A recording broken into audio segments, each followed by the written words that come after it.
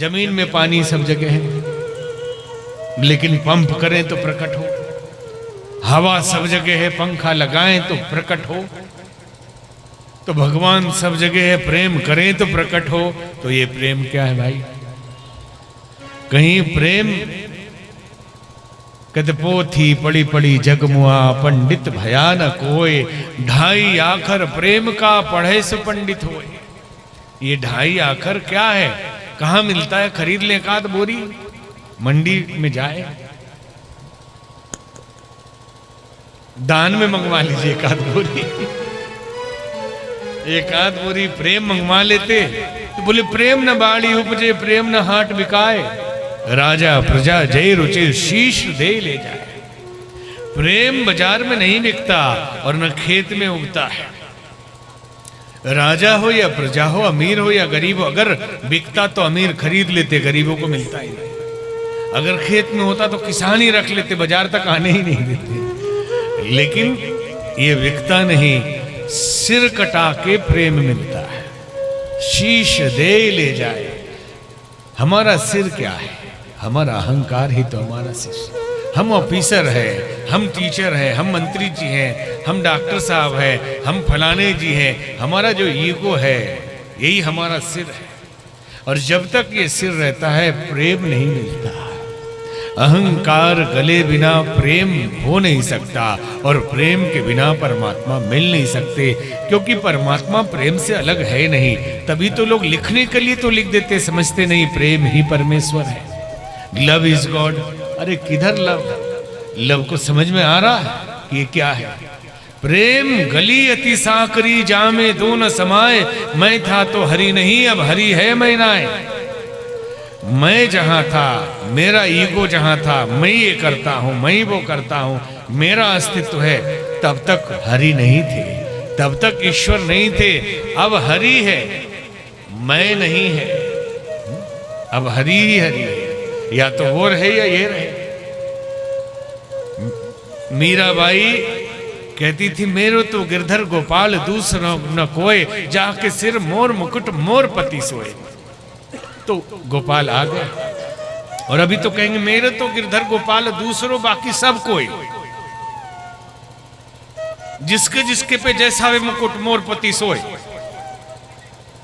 कहने का भाव यह है कि एक इष्ट नहीं है, जितने सब हमारे। अरे एक में तो समर्पण हो। द्रौपदी का चीरहरण हो रहा था, बड़े बड़े भीष्म पितामह अर्जुन सब बैठे थे, लेकिन कोई बचाने नहीं गया। गया था कोई बचाने? कोई बचाने नहीं गया। आप कहेंगे भगवान कृष्ण गए थे, नहीं गए थे। तब तक नहीं गए थे जब तक इतना अहंकार था कि मैं बच जाऊंगी। साड़ी हाथ से पकड़े हुए थी कि मैं बचा लूंगी। 10,000 हाथियों का बल रखने वाला दुशासन साड़ी खींच रहा है और वो पकड़े हुए, और जिस क्षण छोड़ा कि हे गोविंद राखो लाज, अब तो जीवन हारे, अब तो आपके हाथ में है प्रभु, हमारे बस का नहीं। जीवन की समस्याओं को यदि हम प्रभु के समक्ष पूरा ही छोड़ देते हैं तो समाधान पूरा मिल जाता है। लेकिन हम पकड़े रहते हैं, शायद भगवान ना आए, शायद हम कर ले, शायद में जो फंसे हुए हैं ना, इसी में प्रेम प्रकट नहीं होता। यदि इधर रहे या उधर रहे, पूरा समर्पण कर दे तो ही होगा। गजग्राह की लड़ाई हुई, आखिरी तक वो हाथी लड़ता रहा, नाक कान गला तक डूब गया। पहले अभिमान था कि हम तो हाथी हैं, हम तो राजा हैं, हमारे पास इतने हाथी की फौज है, सब आके खींच के निकाल लेंगे, एक को तो कुचल देंगे। ऐसे ही आदमी जिंदगी में समाज के, संसार के तथाकथित वैभव और संबंधियों पर अकड़ता रहता है कि हमारे इतने रिलेशन है, हमारे इतने संबंध है, हमारे अपने इतने आदमी हैं। और जब फंस जाता है तो भगवान के सिवा कोई उपाय नहीं। संसार के हमारे सबके लिए, हमारे आपके जितने सबके लिए संसार के संबंध एक ही सीमा तक मदद करते हैं। आखिरी में तो भगवान का ही सहारा होता है। हाथी ने पूरी कोशिश की, पूरी सेना लगा दी, सूंड में सूंड मिला के हाथी खींचते रहे, भोजन पहुंचाते रहे, लेकिन थोड़े दिन के बाद सब थक गए। देखा शरीर गल रहा।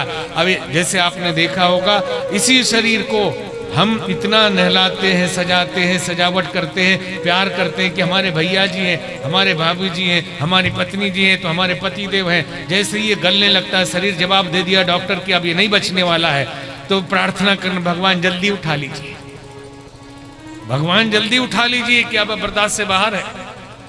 ये सारा मोह, सारा प्रेम वहीं पे टूट जाता है। तो आखिरी में वो हाथी क्या करता है, आंखों से अश्रु धार बहते हैं। अब यहां तक भी डूबने लगा। जब आखिरी में लगा प्राण जाने वाला है, सूंड ऐसे फैलाए, कमल का फूल तोड़ा और ऊपर किया, हे गोविंद राकुल आज अब तो जीवन हारे, अब तो मैं गया आपके शरण में। तुरंत शंख चक्र गदा पद्म लिए गोविंद पधारे, आ गए तुरंत। तो कब? जब पूरा सौंप दिया। प्रेम संपूर्ण समर्पण की अवस्था है। प्रेम ईश्वर का ही पर्यायवाची है, प्रेम करने की वस्तु नहीं है। कठिन तपस्या करके, समर्पण करके, अहंकार का विसर्जन करके जिस पवित्रतम अवस्था में जीव पहुंचता है और जिसे परमात्मा प्राप्ति की अवस्था कहा जाता है, वही प्रेम है। और उसी प्रेम को ईश्वर प्राप्ति कहा जाता है।